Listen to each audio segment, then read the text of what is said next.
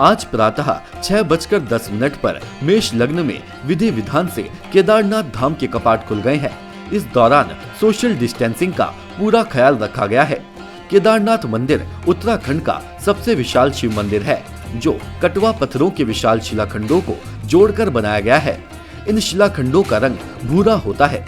इसका गर्भगृह अत्यंत पुराना है, जिसे 80वीं शताब्दी के लगभग का माना जाता है। इस मंदिर के निर्माण के बारे में अनेक लोगों की अलग अलग कहानी है। राहुल सांगतेतान के अनुसार ये मंदिर 12-13 शताब्दी का है। इतिहासकार डॉक्टर शिव प्रसाद डबराल मानते हैं कि शैव लोग आदि गुरु शंकराचार्य से पहले केदारनाथ जाते रहे हैं। ये माना जाता है कि 1000 वर्ष से केदारनाथ मंदिर में तीर्थ यात्रा जारी है। ये भी कहते हैं कि केदारेश्वर ज्योतिर्लिंग के प्राचीन मंदिर का निर्माण पांडवों ने करवाया था। बाद में अभिमन्यु के पुत्र जन्मजय ने इसका जीर्णोद्धार किया। लेकिन जो सबसे ज्यादा प्रसिद्ध है वो है कि सतयुग में शासन करने वाले राजा केदार के नाम पर इस स्थान का नाम केदार पड़ा। केदारनाथ धाम की अनेकों मान्यताएं हैं। कर्म पुराण में कहा गया है, महले तीर्थ में स्नान करने और केदारनाथ का तीर्थ करने से समस्त पापों का नाश हो जाता है। पुराण में कहा गया है कि जब कुंभ राशि पर सूर्य तथा गुरु ग्रह स्थित हों, तब केदारनाथ का दर्शन तथा स्पर्श मोक्ष प्रदान करता है। हमारे सनातन धर्म में एक विशेष महापुराण है, स्कंद पुराण। इसमें भी केदारनाथ का महत्व बताया गया है। केदारनाथ के बारे में शिव पुराण में कहा गया है, केदारनाथ में जो तीर्थ यात्री आते हैं उन्हें स्वर्ग की प्राप्ति होती है और अपने सभी पापों से वे मुक्त हो जाते हैं। केदारनाथ के जल को अत्यंत धार्मिक महत्व दिया जाता है, क्योंकि लोगों का कहना है यदि मंदिर में कोई व्यक्ति अपनी प्रार्थना के बाद पानी पीता है तो उस व्यक्ति को अपने सभी पापों से मुक्ति मिल जाती है। केदारनाथ का मंदिर 3593 फीट की ऊंचाई पर बना हुआ है। ये एक भव्य एवं विशाल मंदिर है। इतनी ऊंचाई पर इस मंदिर को कैसे बनाया गया, इसकी कल्पना आज भी नहीं की जा सकती है। मंदिर एक 6 फीट ऊंचे चौकोर प्लेटफॉर्म पर बना हुआ है।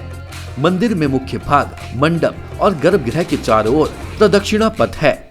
बाहर प्रांगण में नंदी बैल वाहन के रूप में विराजमान है। इसकी स्थापना आदि गुरु शंकराचार्य ने की। इस ज्योतिर्लिंग की स्थापना का इतिहास संक्षेप में ये है कि हिमालय के केदार श्रृंग पर भगवान विष्णु के अवतार महातपस्वी नर और नारायण ऋषि तपस्या करते थे।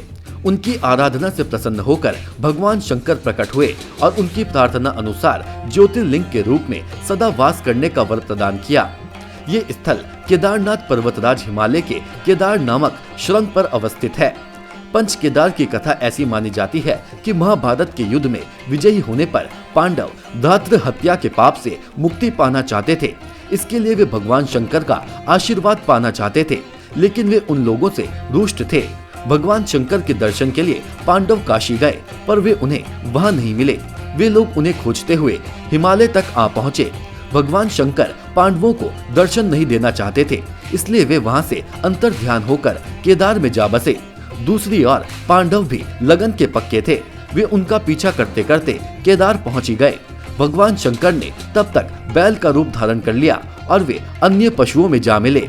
पांडवों को संदेह हो गया था, अतः भीम ने अपना विशाल रूप धारण कर 2 पहाड़ों पर पैर फैला दिया। अन्य सब गाय बैल तो निकल गए, पर शंकर जी रूपी बैल पैर के नीचे से जाने को तैयार नहीं हुआ। भीम बलपूर्वक इस बैल पर झपटे, लेकिन बैल भूमि में अंतर्ध्यान होने लगा। तब भीम ने बैल की त्रिकोणात्मक पीठ का भाग पकड़ लिया। भगवान शंकर पांडवों की भक्ति दृढ़ संकल्प देखकर प्रसन्न हो गए। उन्होंने तत्काल दर्शन देकर पांडवों को पाप मुक्त कर दिया। उसी समय से भगवान शंकर बैल की पीठ की आकृति पिंड के रूप में श्री केदारनाथ मंदिर में पूजे जाते हैं। नेशन 1 से प्रमेश मनोड़ी की रिपोर्ट। नेशन 1 की खबरों के अपडेट के लिए आप हमारे चैनल को लाइक करें, सब्सक्राइब करें, पसंद आई वीडियो को शेयर करना ना भूलें और ज्यादा जानकारी के लिए लॉग इन करें www.nation1.tv पर। अधिक जानकारी के लिए आप हमें ट्विटर, फेसबुक पर भी फॉलो कर सकते हैं। तो खबरों की ज्यादा जानकारी के लिए बने रहें नेशन 1 के साथ।